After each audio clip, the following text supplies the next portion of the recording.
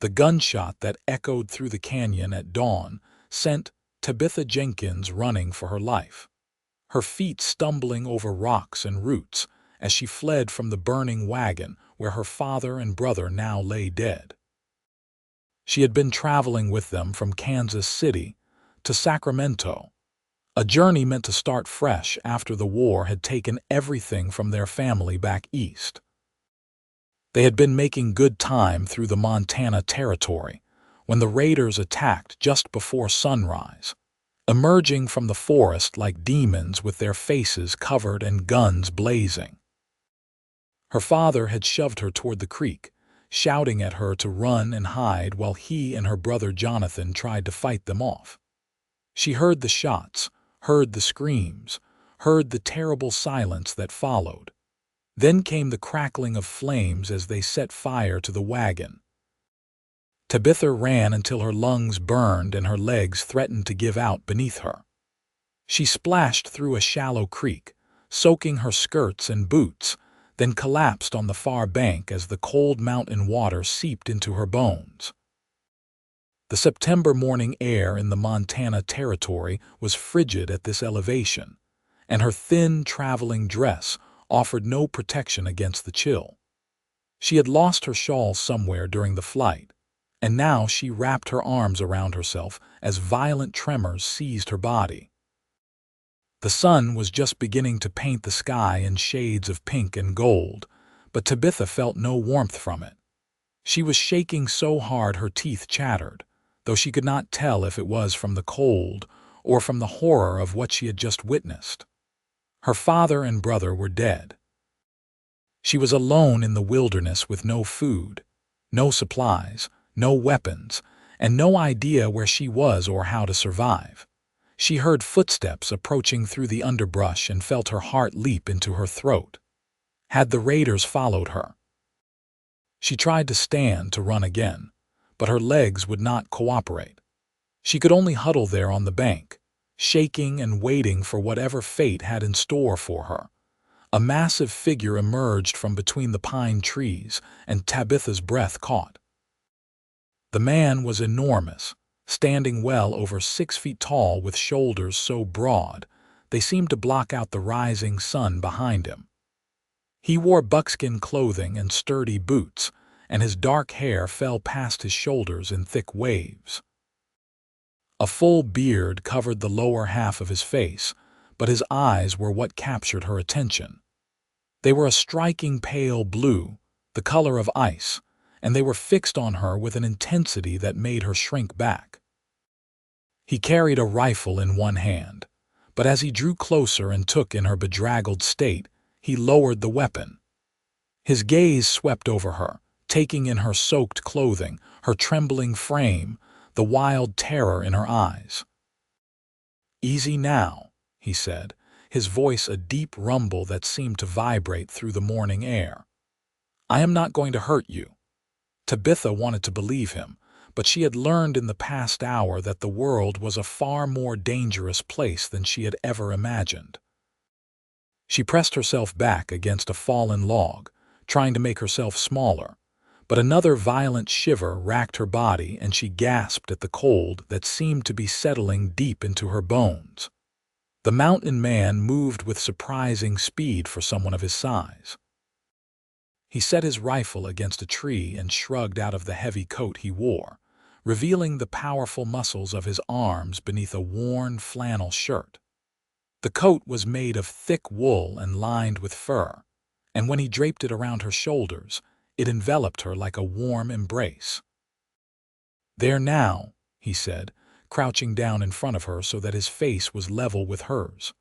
Up close, she could see the weathered lines around his eyes and the scar that cut through his left eyebrow. "You are half frozen. How long have you been sitting here in wet clothes?" Tabitha tried to answer, but her voice came out as little more than a croak. The coat was warm, so wonderfully warm, and it smelled of pine smoke and leather and something indefinably masculine. She pulled it tighter around herself, burrowing into its depths. "The wagon," she finally managed to whisper. "They burned it. They killed my father and my brother. The man's expression darkened. "Raiders," she nodded, and to her horror felt tears begin to stream down her face. She had not cried when she was running, had not cried when she collapsed by the creek, but now the reality of her situation crashed over her like a wave, and she could not hold back the sobs that tore from her throat. The mountain man did not try to touch her or comfort her with meaningless words. He simply stayed crouched there in front of her, a solid presence, until her tears began to subside. Then he spoke again, his voice calm and steady.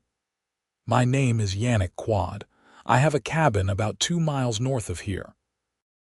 I am going to take you there, get you warm and dry, and then we are going to figure out what to do next.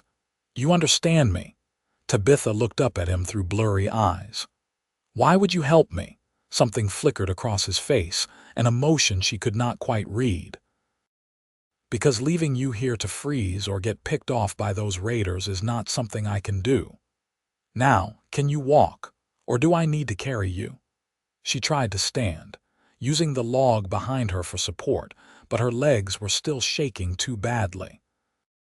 Before she could protest, Yannick had scooped her up in his arms as though she weighed nothing at all. She felt the solid strength of his chest against her side, the iron band of his arms supporting her back and legs, and despite everything she had been through, she felt a tiny spark of safety kindle in her chest. "I will get your boots," he said, seeing that her waterlogged footwear had come off when he lifted her.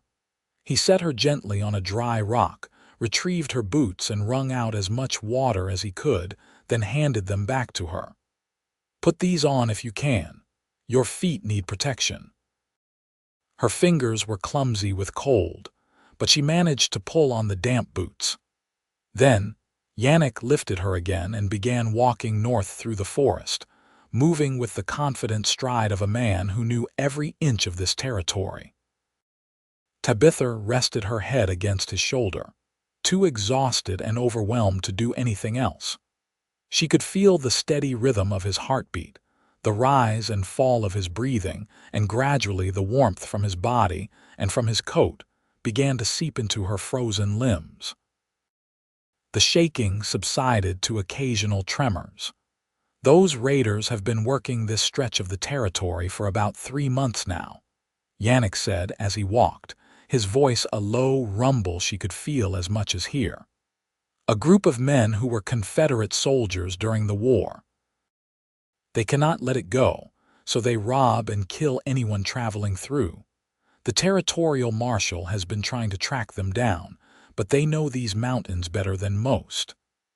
My father thought we would be safe if we traveled early and stayed away from the main roads," Tabitha whispered. "Might have worked if they had not been camped in this area.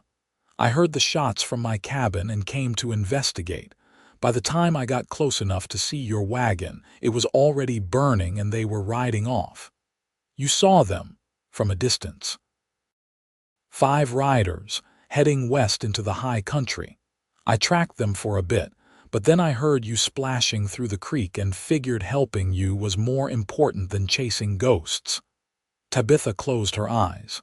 "Thank you," she said quietly, "for not leaving me there."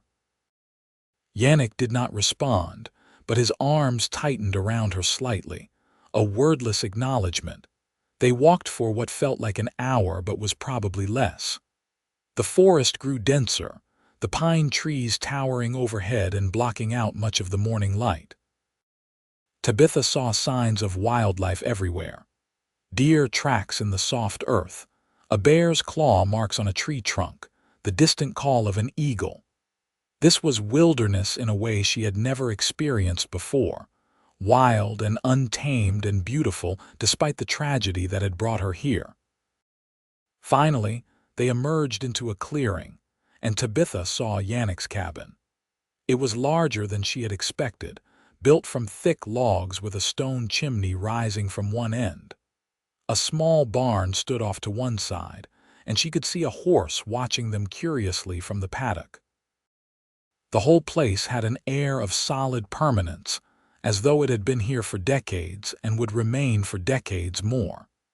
Yannick carried her up the steps to the porch and used his elbow to work the latch on the door.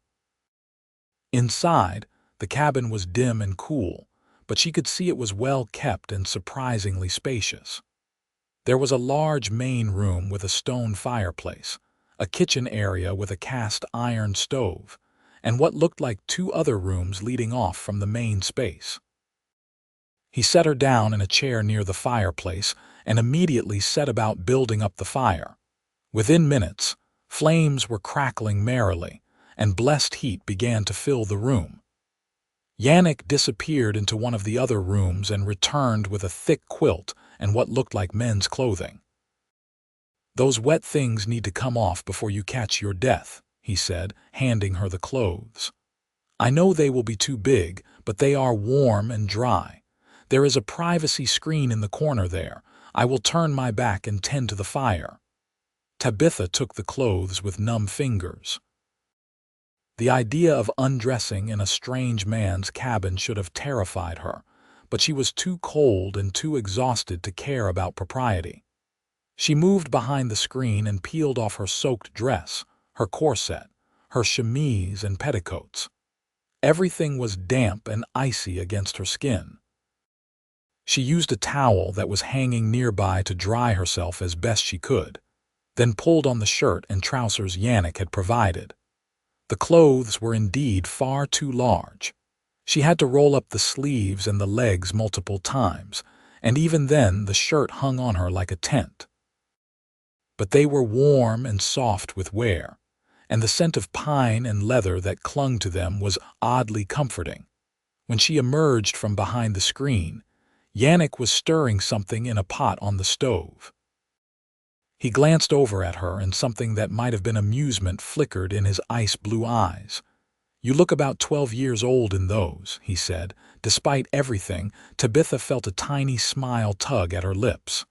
"I assure you I am not 12. How old are you?" 22. "I will be 23 in November." He nodded. "Come sit by the fire. You need hot food and rest." She sank into the chair again and pulled the quilt around her shoulders. The fire was wonderful, the heat soaking into her skin and driving away the last of the terrible chill. She watched as Yannick ladled something into a bowl and brought it over to her. It looked like some kind of stew, thick with meat and vegetables, and the smell made her stomach clench with sudden hunger. "Eat slowly," he cautioned.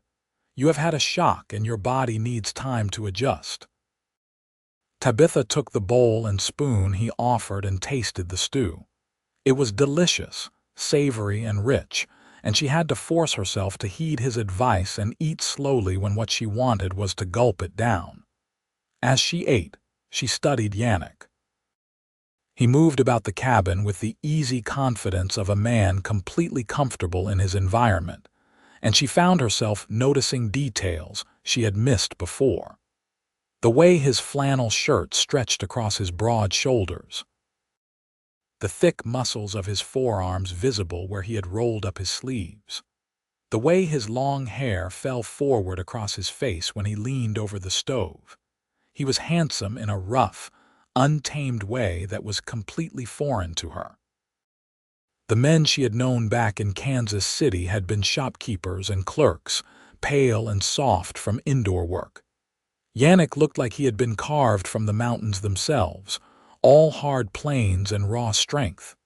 "How long have you lived here?" she asked, needing to break the silence. "Built this cabin 6 years ago when I came back from the war," he said without turning around. "Before that, I trapped and hunted all over these territories, figured it was time to put down some roots." "You were a soldier, for a time. Union Army, Montana Territory Volunteers. Saw enough fighting to last me a lifetime." He turned to face her, leaning against the counter with his arms crossed over his chest. "What about you? Where were you headed?" "Sacramento. My father had a brother there who owns a mercantile. We were supposed to arrive in October and help him run the business." She stared down into her bowl. "I suppose I should send a telegram to my uncle, tell him what happened, but I do not even know where the nearest town is." Wallace is about 30 miles southeast of here, over in Idaho Territory. It is a mining town, rough but growing. They have a telegraph office. He paused. But you are in no condition to travel right now. You need to rest and recover from your ordeal, a few days at least. Tabitha felt panic flutter in her chest. I cannot impose on you like that. You have already done so much. Yannick crossed the room and crouched down in front of her chair, just as he had by the creek. His pale eyes searched her face. Tabitha, he said, and she realized with a start that this was the first time he had used her name. You have nowhere else to go right now. No supplies, no horse, no money if it all burned with the wagon. I am offering you shelter and safety while you figure out your next steps. That is not an imposition. That is simple human decency. She felt tears prickle her eyes again. I do not understand why you are being so kind to me. You do not know me. No, but I know what it is like to have your world turned upside down in an instant. I know what it is like to lose people you love. His voice was rough with old pain. And I know that sometimes the only thing that keeps you going is when someone reaches out a hand and reminds you that there is still good in the world. Tabitha set down her bowl and reached out, placing her hand over his where it rested on the arm of the chair. His hand was huge, calloused and scarred, but it was also warm and steady. Thank you, Yannick, for saving my life, for your kindness, for everything. He looked down at her small hand on his, and something shifted in his expression. For a moment, the hardness that seemed permanently etched into his features softened, and she caught a glimpse of the man he must have been before the war, before the mountains, before whatever losses he had suffered. Then he stood, breaking the contact, and cleared his throat. You should rest now. The bedroom there on the right is yours for as long as you need it. I will sleep out here on the floor by the fire. I cannot take your bed. You can and you will. I have slept in worse places. He picked up her empty bowl. Go on now, you are exhausted. I will keep watch. Tabitha did not have the energy to argue. She stood, the quilt still wrapped around her shoulders, and walked to the bedroom door. The room beyond was small but comfortable, with a sturdy bed covered in furs and blankets, a wooden dresser, and a window that looked out over the forest. She crawled into the bed, and the moment her head hit the pillow, she felt exhaustion drag her down like a weight. Her last thought before sleep claimed her was of ice-blue eyes and a deep voice promising safety. When Tabitha woke, the light coming through the window told her it was late afternoon. She lay there for a moment, disoriented, before memory came rushing back. Her father, Jonathan, the raiders, running through the forest, and then Yannick, wrapping her in his coat and his promise to keep her safe. She sat up slowly, her body aching from her earlier flight and from the cold that had seeped into her bones. But she felt warmer now, more herself, even if the grief still sat like a stone in her chest. She found her dress hanging near the fireplace, dry now, along with her undergarments. Yannick was not in the cabin, but she could hear sounds coming from outside. She changed back into her own clothes, grateful to be out of the oversized men's clothing, and finger-combed her long auburn hair as best she could without a proper brush. When she stepped out onto the porch, she saw Yannick chopping wood near the barn. He had removed his shirt, and Tabitha felt her breath catch at the sight of him.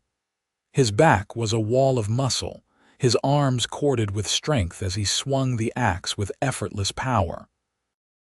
Sweat gleamed on his tanned skin despite the cool air, and she found herself unable to look away. He must have sensed her presence because he turned, burying the axe in the chopping block and reaching for the shirt he had draped over a fence post. You are awake, feeling better? Yes, thank you. I slept for hours. You needed it. He pulled the shirt on but left it unbuttoned, which somehow made him look even more appealing. I have been thinking about your situation. I can take you to Wallace tomorrow if you feel up to riding. You can send that telegram to your uncle and figure out what you want to do. But I want to show you something first." He led her around the back of the cabin to where the forest opened up into a view of the mountains beyond. The peaks were already dusted with snow, and the setting sun painted them in shades of gold and rose. It was breathtakingly beautiful, wild and vast and eternal. "This is why I stay here," Yannick said quietly. "After the war, I could not handle being around people anymore. Too much noise, too much chaos, too many reminders. But here, it is just the mountains and the sky and the silence. Here I can breathe." Tabitha understood what he was not saying, that he was as much a refugee as she was, fleeing from loss and pain into the wilderness. "It is beautiful," she said softly. "I can see why it called to you." They stood there in companionable silence as the sun sank lower, and Tabitha felt something unfurl in her chest. Despite the horror of the morning, despite her grief and fear, there was something about this place and this man that made her feel less alone. That night, Yannick prepared another meal, and they ate together at the rough-hewn table. Tabitha told him about her life in Kansas City, about the modest home her family had lived in, and the small tailoring business her father had run. She told him about her mother, who had died of fever 3 years ago, and about Jonathan, who had been 19 and full of dreams about the new life they would build in California. Yannick listened without interrupting, his pale eyes fixed on her face, and she felt heard in a way she rarely had before. When she finally fell silent, throat tight with unshed tears, he reached across the table and covered her hand with his. "They would want you to survive," he said. "They would want you to build that new life, even if they cannot be there to see it. I know. But right now, I do not know how I am going to do that, one day at a time. That is all any of us can do." They cleaned up the dishes together, moving around the small kitchen with an ease that surprised Tabitha. For a man who claimed he could not handle being around people, Yannick seemed remarkably comfortable with her presence. Or perhaps it was just that she was one person, not a crowd, and the confines of his cabin felt safe and intimate rather than overwhelming. When it came time to sleep, Tabitha tried once more to insist that she could sleep by the fire and let Yannick have his bed, but he was immovable. She retired to the bedroom, but sleep was a long time coming. Every time she closed her eyes, she saw the flames consuming the wagon, heard the echo of gunshots. Finally, she gave up and sat by the window, watching the moonlight silver the trees. She did not know how long she sat there before she heard a soft knock on the door. "Tabitha, are you all right?" She opened the door to find Yannick standing there in just his trousers, his chest bare and his hair loose around his shoulders. "I am sorry if I woke you," she said. "I could not sleep." "You did not wake me, I was already awake." He hesitated, then said, "Nightmares, memories, which I suppose is the same thing," he nodded, understanding in his eyes. "Come sit by the fire. It helps sometimes to have company in the dark hours." They sat together in the main room, the fire burning low, and talked in quiet voices about nothing and everything. Yannick told her about learning to survive in the wilderness, about the harsh winters and the dangerous animals and the profound solitude. She told him about learning to sew, about the tiny stitches her mother had taught her, and the satisfaction of creating something beautiful from cloth and thread. As the night wore on, Tabitha found herself studying Yannick's face in the firelight. He had a strong jaw beneath the beard, high cheekbones, and those extraordinary pale eyes that seemed to see right through her. There was something magnetic about him, a quiet strength that drew her in despite her grief and fear. "Can I ask you something?" she said. "Of course." "Why do you live alone out here? I mean, I understand wanting solitude, but you said you have been here for 6 years. Have you never wanted companionship? A family? Yannick was quiet for a long moment. I was engaged once before the war. Her name was Catherine, and we were supposed to be married when I came home. But I was gone for 3 years, and by the time I returned, she had married someone else, a banker in Helena. I was angry at first, but then I realized she had done the right thing. I was not the same man who had left. The war changed me, made me hard and rough. She deserved someone who could give her the life she wanted in a town with neighbors and society. I could not be that person anymore. I am sorry, Tabitha said softly. That must have been incredibly painful, he shrugged. It was a long time ago. I made my peace with it, but it did teach me that I am better suited to solitude than to trying to fit into a world that no longer makes sense to me. And yet you helped me. You opened your home to a stranger. That is different. How? Yannick looked at her, and the intensity in his gaze made her breath catch. Because you needed help, and because. He trailed off, shaking his head. It does not matter. You should try to get some more rest. We will ride to Wallace in the morning if you feel up to it. But Tabitha reached out and touched his arm, stopping him before he could stand. Because what? She pressed. Because from the moment I saw you by that creek, shivering and terrified, something in me woke up, he said roughly. Something I thought had died a long time ago. And I do not know what to do with that. Her heart was pounding now, her skin flushed despite the cool night air. I feel it too, she whispered. I know I should not after everything that happened today, not when I am grieving, but there is something about you, Yannick. Something that makes me feel safe and seen and alive. Tabitha. Her name was a prayer and a warning all at once. I am not asking for anything, she said quickly. I am not asking you to change your life or give up your solitude. I just wanted you to know that I feel it too. Whatever this is between us. Yannick reached up and cupped her face in his large, calloused hand. His thumb brushed across her cheekbone, a touch so gentle it made her want to cry. You have been through hell today. Your emotions are all tangled up. In a few days, when the shock wears off, you will realize this was just gratitude talking. You are wrong, Tabitha said, covering his hand with hers, but I understand if you need to believe that. He held her gaze for another long moment, and she could see the war happening behind his eyes. Then he leaned in and pressed his lips to her forehead, a kiss that was tender and chaste and somehow more intimate than anything she had ever experienced. Get some rest, he murmured against her skin. Tomorrow is a new day. Tabitha returned to the bedroom, but she lay awake for a long time, her fingers touching the spot where his lips had brushed her skin, her heart full of confused emotions she could not begin to name. The ride to Wallace took most of the day. Yannick had 2 horses, a big sorrel gelding he called Copper and a gentler bay mare named Willow. He saddled Willow for Tabitha and helped her mount, his hand steady on her waist as he lifted her up. The touch sent warmth spreading through her body, and from the way his jaw tightened, she knew he felt it too.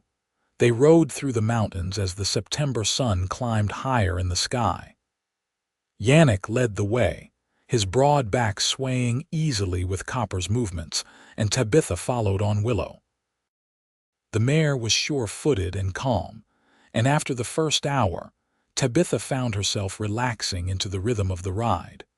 The forest was alive with color, the aspens turning gold and the undergrowth burning red. They passed crystal-clear streams and rocky outcroppings where mountain goats watched them with curious eyes.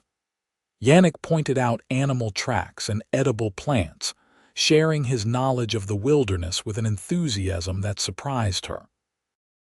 You love it here, she observed when they stopped to rest the horses beside a stream. More than I have ever loved any place, he admitted. He crouched by the water and filled their canteens, then handed one to her. I know it is a hard life, especially in winter when the snow gets deep and you can go weeks without seeing another soul. But there is a peace in it that I have never found anywhere else." Tabitha sipped the cold, clear water and studied him. In the bright sunlight, he looked younger than she had first thought, probably no more than 30. The lines around his eyes were from squinting against the sun, not age, and the gray threaded through his beard was sparse. "You ever get lonely?" she asked. "Sometimes. But loneliness is better than feeling lost in a crowd of people. I think I understand that now. After my mother died, Kansas City felt different, like I did not quite fit anymore. Going to California was supposed to be a new start for all of us." Yannick stood and offered her his hand. "You can still have that new start. Your uncle will be able to help you." Tabitha took his hand and let him pull her to her feet, but she did not let go right away. "What if I do not want to go to California?" His eyes searched hers. "Tabitha, I am just saying, what if? What if I wanted to stay in the territories, find work in Wallace or one of the other towns? It is rough country for a woman alone. Mining towns can be dangerous. I would not have to be alone." The air between them seemed to crackle with tension. Yannick's hand tightened around hers, and she could see the pulse beating in his throat. "You do not know what you are saying. You have known me for barely a day. I know that I feel safer with you than I have ever felt with anyone. I know that when you look at me, I feel seen. And I know that I do not want to walk away from this from you without at least exploring what it could be. I live in a cabin in the middle of nowhere. I go weeks without talking to another human being. I have no money to speak of, no prospects, nothing to offer a woman like you." "A woman like me." Tabitha stepped closer, tilting her head back to look up at him. "I am an orphan with nothing but the clothes on my back. I think we are more evenly matched than you want to admit." Yannick closed his eyes, and when he opened them again, they were blazing with an emotion that made her knees weak. "If I let myself feel what I am feeling right now, there is no going back. Do you understand that? I am not a man who does anything halfway." "Good," Tabitha said. "Neither am I." He made a sound low in his throat, somewhere between a groan and a laugh, and then his hands were in her hair and his mouth was on hers. The kiss was hungry and desperate, as though they were both starving and had finally found sustenance. Tabitha melted against him, her hands fisting in his shirt as she kissed him back with all the pent-up emotion of the past day. When they finally broke apart, both breathing hard, Yannick rested his forehead against hers. "This is insane," he muttered. "Probably," Tabitha agreed. "But I do not care." He laughed, a genuine sound of surprised joy, and kissed her again. This kiss was gentler, more exploratory, and Tabitha felt it all the way down to her toes. When they finally pulled apart, he kept his arms around her, holding her close. "We should get to Wallace before dark," he said. "But Tabitha, I want you to know something. That promise I made by the creek, to keep you safe and help you figure out what comes next, that still stands. If you want to go to California, I will make sure you get there safely. If you want to stay in the territories, I will help you find a place and work. And if you want to explore this thing between us, then we will take it slow and do it right. But the choice is yours, always." Tabitha reached up and touched his bearded cheek. "Thank you for that. But Yannick, I have already made my choice. I chose you the moment you wrapped me in your coat and promised to keep me safe." They rode the rest of the way to Wallace in companionable silence, but everything had changed. Yannick helped her down from the saddle when they reached the outskirts of town, his hands lingering on her waist, and she saw the promise in his eyes of more to come. Wallace was indeed a rough mining town, built along a creek with muddy streets and buildings that looked like they had been thrown up in a hurry. But it was bustling with activity, and Tabitha could see why. Gold and silver had been discovered in these mountains, and prospectors were flooding in from all over the country. Yannick took her to the telegraph office first, where she sent a message to her uncle in Sacramento explaining what had happened. The clerk, a thin man with spectacles, promised to let her know when a reply came. "Where will you be staying?" he asked. Tabitha glanced at Yannick, who said, "The boarding house on 2nd Street. Ask for Mrs. Fletcher." The boarding house was run by a kind-faced woman in her 50s who took one look at Tabitha and immediately ushered her inside. "You poor dear, you look exhausted. Let me get you a room and some hot tea." Yannick paid for a week's lodging before Tabitha could protest, then said, "I need to pick up some supplies and check in with the marshal about those raiders. Will you be all right here for a few hours?" Tabitha nodded, though part of her wanted to cling to him and not let him out of her sight. "I will be fine. Mrs. Fletcher is taking good care of me." He reached out and squeezed her hand briefly, a gesture that did not go unnoticed by the boarding house owner, then turned and walked back out into the street. Mrs. Fletcher showed Tabitha to a small but clean room on the 2nd floor, then brought her tea and fresh bread. "That man of yours is a good one," she said with a knowing smile. "Yannick Quade does not come to town often, but when he does, he keeps to himself and causes no trouble. You are lucky to have caught his eye." "He is not my man," Tabitha protested, though her cheeks flushed. "He just helped me after I was attacked by raiders." Mrs. Fletcher did not look convinced. "Well, regardless, you are safe here. Rest up and I will have supper ready at 6. Alone in the room, Tabitha sat on the bed and let herself process everything that had happened. 2 days ago, she had been traveling with her father and brother, full of hope for the future. Now they were dead, and she was in a strange town with nothing but the kindness of a mountain man to keep her afloat. But when she thought about Yannick, she did not feel lost or afraid. She felt something else entirely, something that felt dangerously like hope.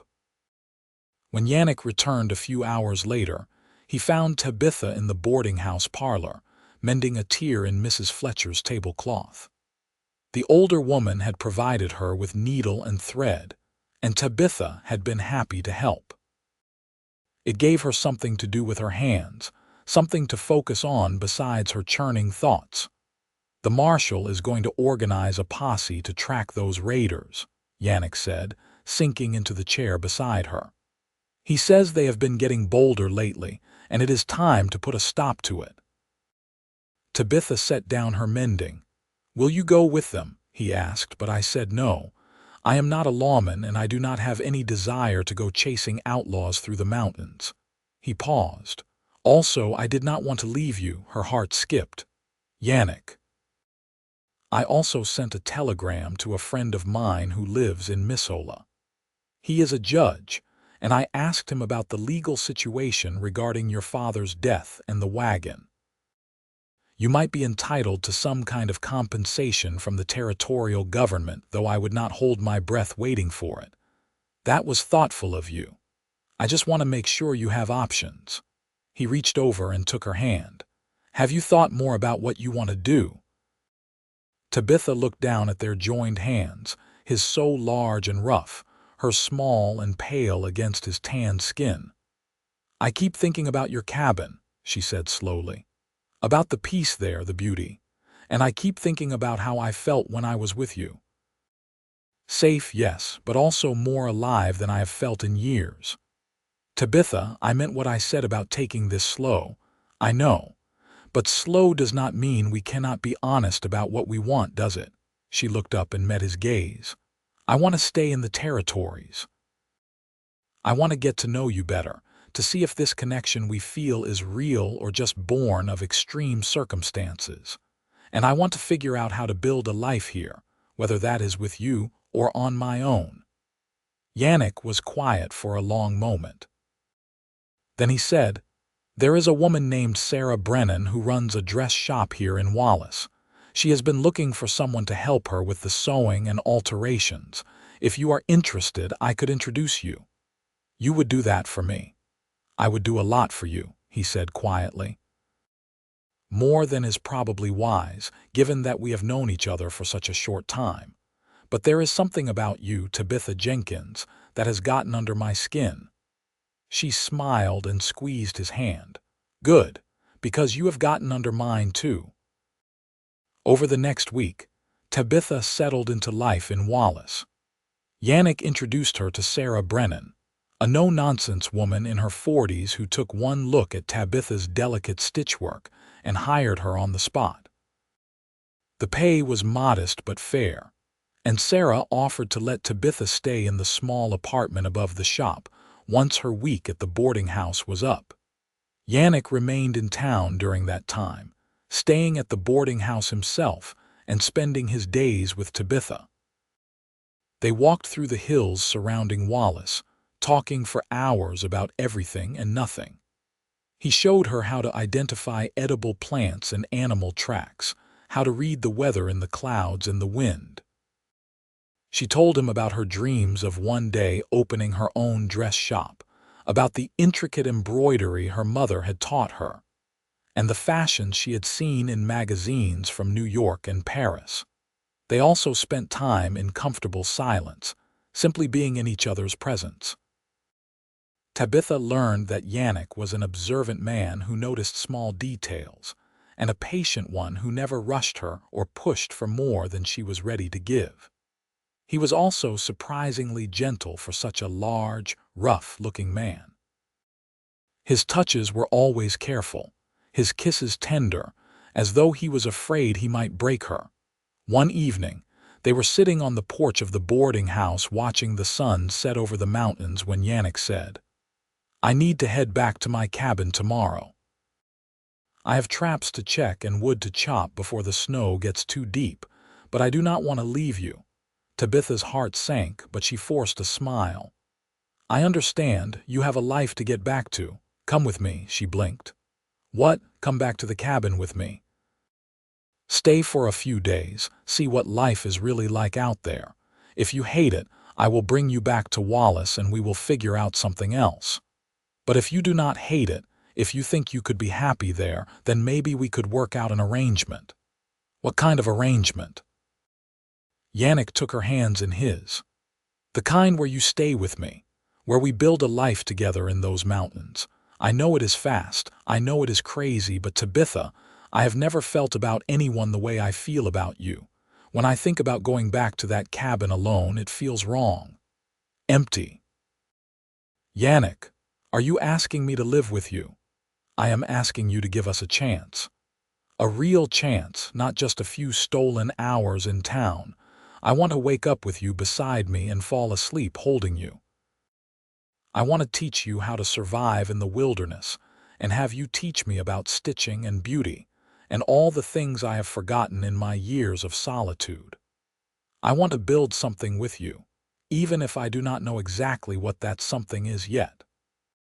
Tabitha felt tears prick her eyes, but they were good tears this time, tears of joy and hope and excitement. "Yes," she said. "Yes, I will come with you. I want to give us a chance too."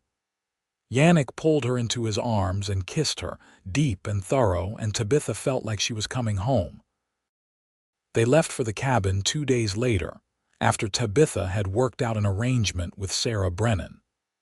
She would return to Wallace once a month to help with any complicated sewing projects and to pick up supplies, but otherwise, she would be free to live at the cabin with Yannick. Sarah had given her a knowing smile and told her to be happy, and Tabitha had promised to try. The ride back to the cabin felt different this time. Tabitha was not running away from something but toward something. Toward a new life, a new future with a man who made her feel more alive than she had ever thought possible. When they crested the last hill, and the cabin came into view, Tabitha felt a flutter of nerves. This was really happening. She was going to live in the wilderness with a man she had known for less than 2 weeks. It was insane and reckless and completely unlike her usual careful nature. It was also exactly what she wanted. Yannick helped her down from the saddle and led her inside. The cabin was just as she remembered, sturdy and warm and welcoming. He set down the supplies they had brought from Wallace and turned to her. "I know this is all happening fast," he said. "And I want you to know that you have your own space here. That bedroom is yours. I will continue to sleep out here by the fire. There is no pressure, no expectations. We will take this at whatever pace feels right to you." Tabitha crossed the room and placed her hands on his chest, feeling the steady beat of his heart beneath her palms. "What if the pace that feels right to me is not slow at all?"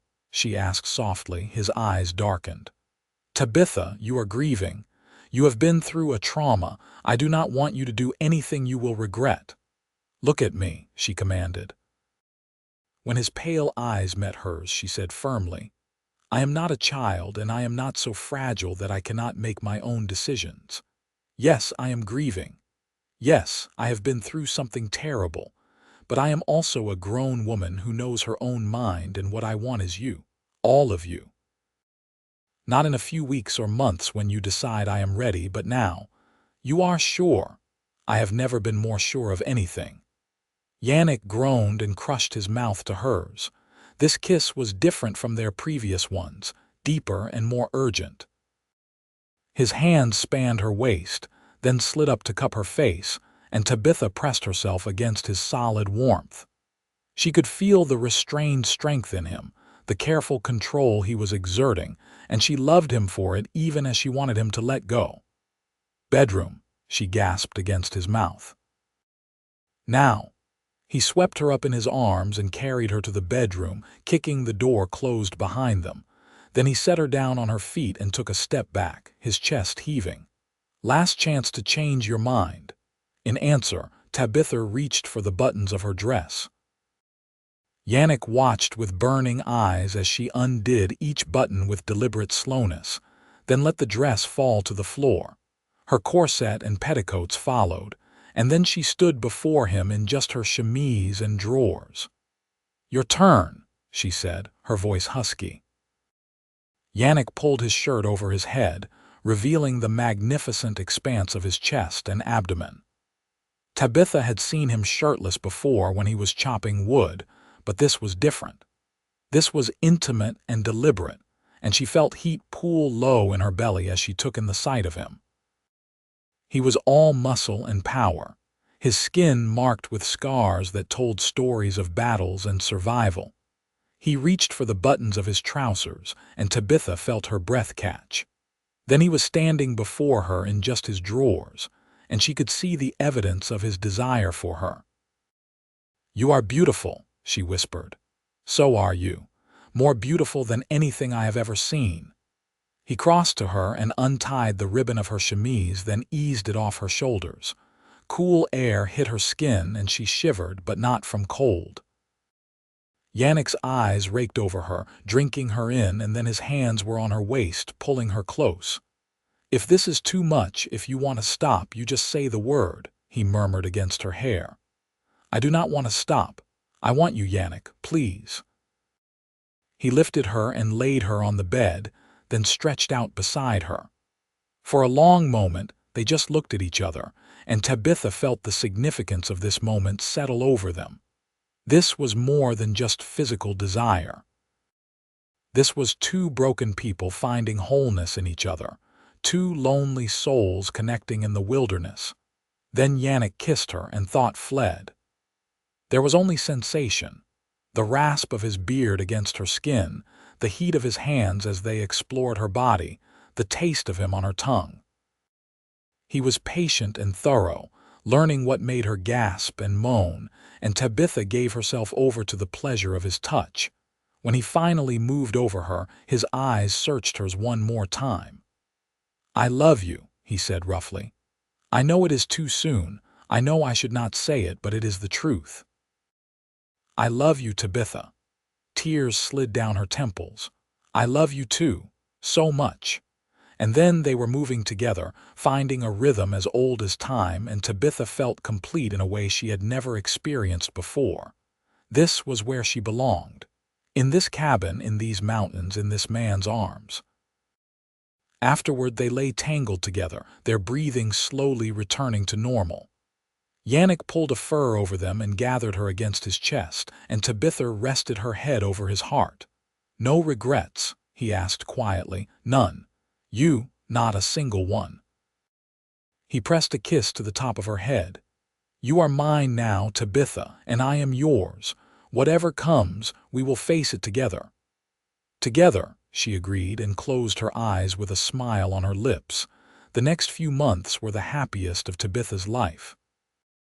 She settled into the rhythm of life in the cabin, learning how to survive and even thrive in the wilderness. Yannick taught her how to hunt and fish, how to preserve food for the winter, how to read the signs of changing weather.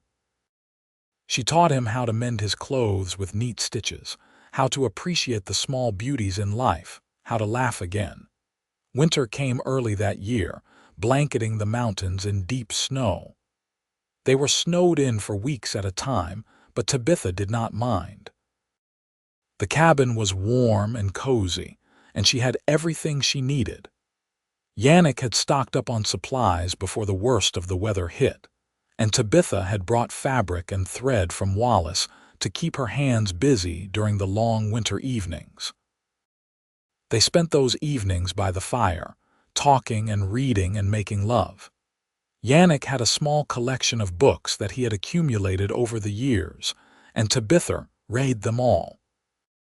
She particularly loved the poetry, and she would sometimes read aloud to him while he worked on repairing his traps or crafting new arrows for his bow. "You have a beautiful voice," he told her one night as she read from a volume of Whitman. "It is like music." Tabitha set down the book and moved to sit in his lap. "You are good for my ego, you know that. I only speak the truth." He nuzzled her neck. "Have I told you today how much I love you? Only about 5 times, but I never get tired of hearing it. Good, because I never get tired of saying it."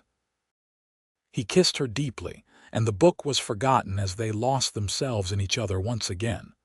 One night in early December, as they lay in bed watching the moonlight silver the snow outside the window, Yannick said, "Marry me." Tabitha's breath caught. "What? Marry me?" "I want you to be my wife, not just the woman I love, but my partner in everything. I want to build a life with you, a real life. Maybe even a family someday if you want that."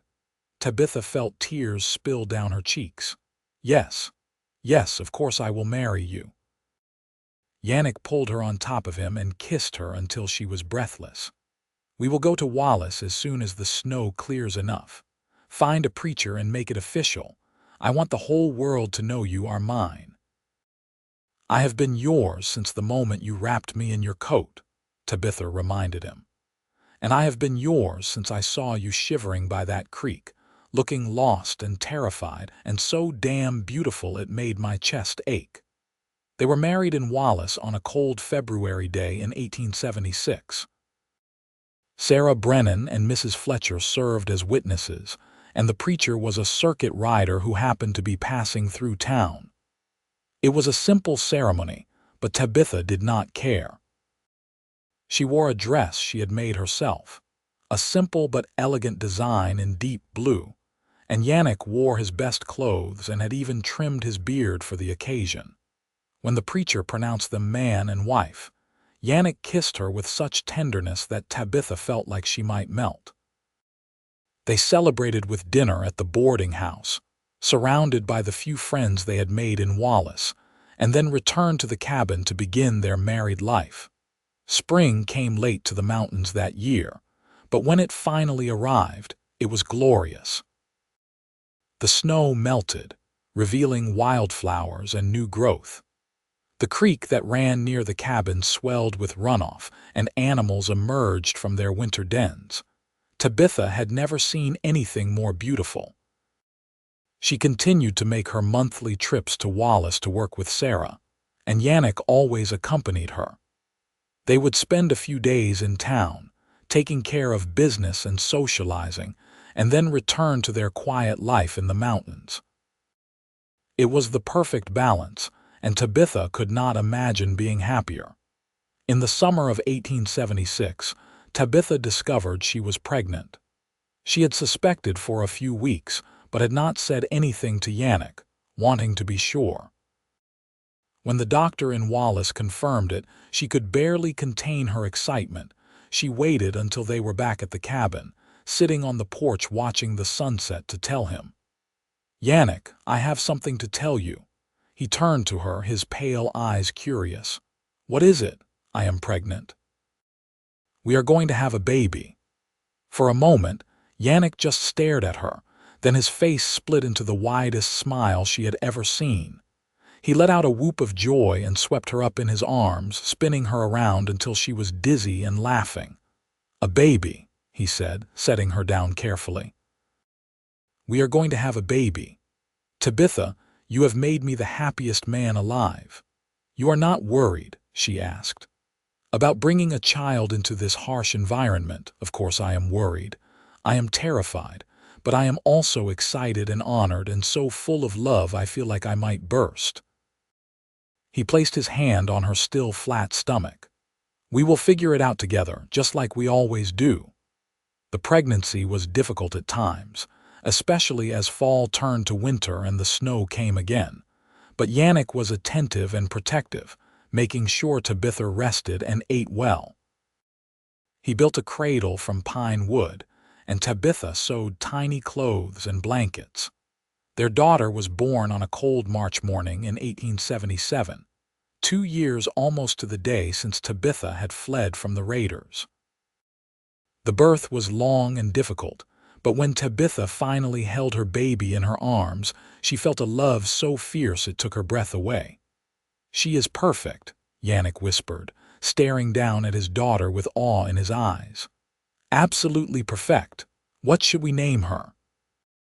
Tabitha looked down at the tiny face, red and wrinkled and beautiful. "Rose," she said, "after my mother." "Rose Quade," Yannick said, trying out the name. "I like it." He leaned down and kissed Tabitha's forehead. "Thank you for this gift, for her, for everything." "Thank you for finding me by that creek," Tabitha said softly. "Thank you for wrapping me in your coat and your promise. You saved my life in every way that matters." "And you saved mine right back," Yannick replied. Raising a baby in the wilderness was harder than Tabitha had imagined, but also more rewarding. Rose was a healthy, happy child who thrived in the mountain air. She learned to walk early, toddling around the cabin and the clearing while her parents watched with proud eyes. When Rose was 2, Tabitha became pregnant again. This time it was easier, as if her body remembered what to do. Their son was born in the fall of 1879, a big, strong baby with his father's pale blue eyes. "Jasper," Yannick said when he first held his son. "After my grandfather." "If that is all right with you." "It is perfect," Tabitha agreed. Life settled into a comfortable pattern. Yannick hunted and trapped, providing for his growing family. Tabitha continued her sewing work, though she went to Wallace less frequently now, only a few times a year. They added on to the cabin, building another bedroom for the children and a larger kitchen. Yannick built a workshop where he could work on his projects during the long winter months. Rose and Jasper grew up strong and capable, learning the skills they needed to survive in the mountains. Rose was particularly good with animals, and Yannick got her a pony when she was 6. Jasper was more interested in tracking and hunting, and Yannick began taking him out into the forest when he was 8. On quiet evenings, when the children were asleep and the fire burned low, Tabitha and Yannick would sit together and talk about their life. They never forgot how they had come together, the tragedy that had brought Tabitha to that creek, and the miracle that had led Yannick to find her. "Do you ever regret it?" Yannick asked one night. "Staying here instead of going to California, you could have had an easier life in Sacramento." Tabitha looked around at the cabin they had built together, listened to the soft breathing of her children in the next room, felt the solid warmth of her husband beside her. "Not for a single moment," she said firmly. "This is the life I was meant to have. You are the man I was meant to find. I would not change a thing. Yannick pulled her close and kissed her temple. I love you, Tabitha Quade. And I love you, Yannick Quade, forever and always. The years passed, marked by the changing seasons and the growth of their children. Rose grew into a beautiful young woman with her mother's auburn hair and her father's ice-blue eyes. She was independent and strong, capable of handling a rifle and riding like the wind. Jasper grew tall and broad like his father, with a quiet strength and a gentle heart.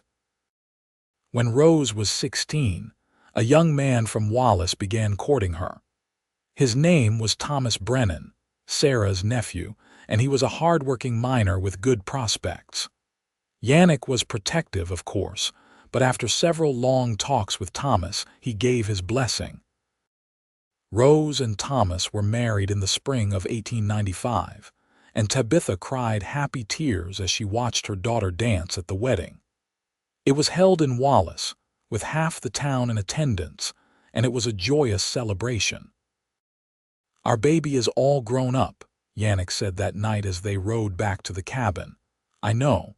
It feels like just yesterday I was holding her for the first time." Tabitha leaned against her husband's shoulder.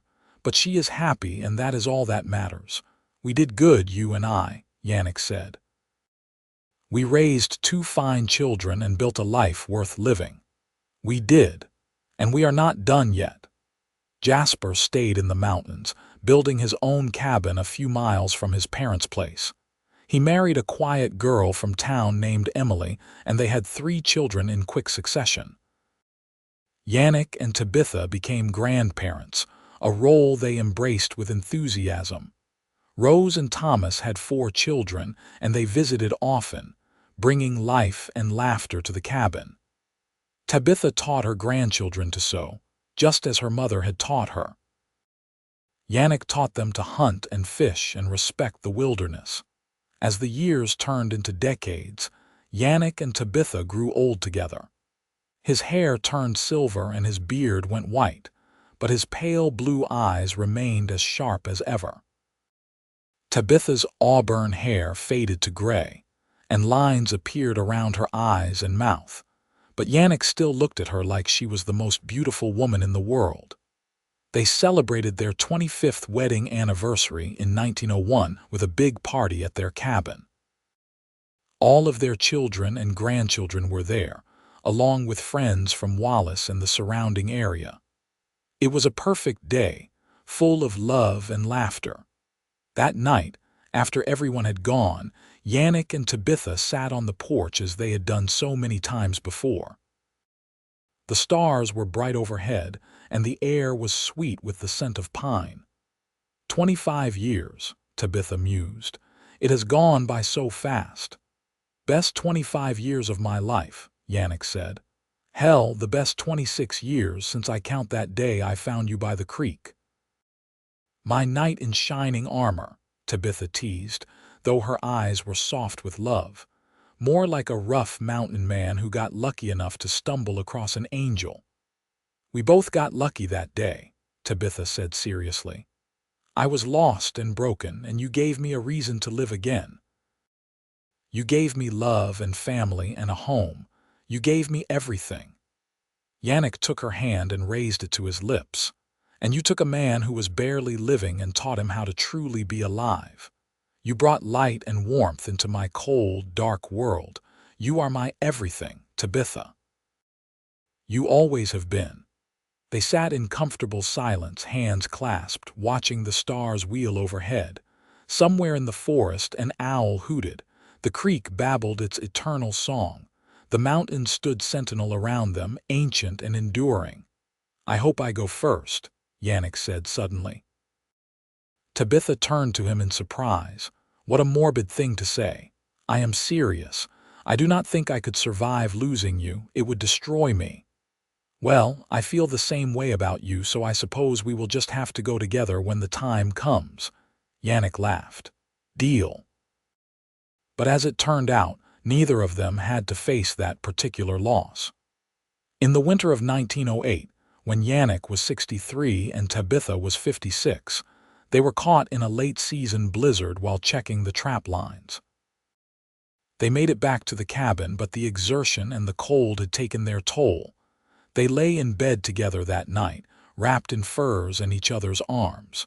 The wind howled outside, but inside they were warm and safe. "I love you," Tabitha whispered.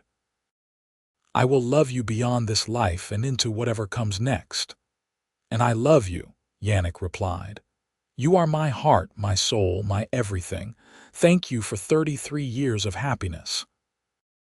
They fell asleep in each other's arms, and when Rose came to check on them 2 days later after the storm had passed, that was how she found them. Together in death as they had been in life, peaceful and at rest. The funeral was held in Wallace, and it seemed like half the territory turned out to pay their respects. Stories were told of the mountain man who had lived for decades in the wilderness, and of the woman who had joined him there and built a life of love and family. Their children and grandchildren wept, but they also celebrated, because Yannick and Tabitha Quade had lived fully and loved deeply, and left behind a legacy that would endure for generations. Rose found a journal in her mother's things, a leather-bound book filled with Tabitha's neat handwriting. In it, she had documented their life together, from that first terrifying day by the creek to their final years watching their grandchildren grow. The last entry was dated just a week before they died. "I have lived a life beyond my wildest dreams," Tabitha had written. "When I fled from those raiders all those years ago, I thought my life was over. But it was really just beginning.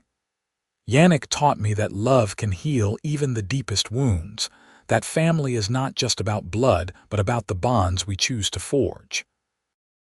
He showed me that home is not a place but a person, and that true happiness comes from building a life with someone who sees you, truly sees you, and loves you anyway. I am grateful for every moment we have shared, every laugh and tear and quiet evening by the fire. And when my time comes to leave this earth, I will go with no regrets, knowing that I lived and loved with everything I had." Rose closed the journal with tears streaming down her face. Then she smiled, because her mother was right. Yannick and Tabitha had lived a love story for the ages, one that began with a shivering woman by a creek and a mountain man who wrapped her in his coat and his promise. And that promise had endured through joy and sorrow, through hardship and triumph, until the very end.